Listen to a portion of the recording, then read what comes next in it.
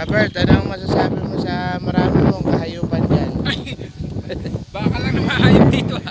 Tsaka, Kasi, lagyan natin ng maraming kahayupan dito.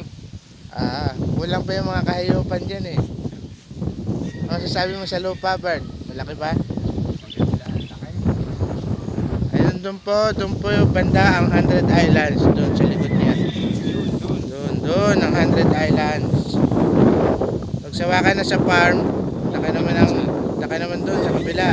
Isla naman. Island hopping tayo. Tapos, pana tayo ng mga isda doon. Yun. Dito lagyan natin ng iba-ibang tanim. Tsaka mga iba't ibang hayop. Yan. Oo. Laki oh. Laki.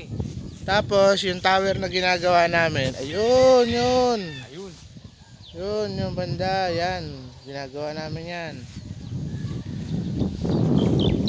May signal dito. Oo. Hindi ka maiinip. Ganda, no? Dito, lalo pag ito malamig yung hangin. Hindi maalinsangan. Para rin yun eh. Tagaytay eh. Kasi may mga bundok doon. May mga puno.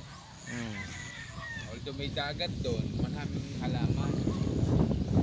Mga iba't ibang puno.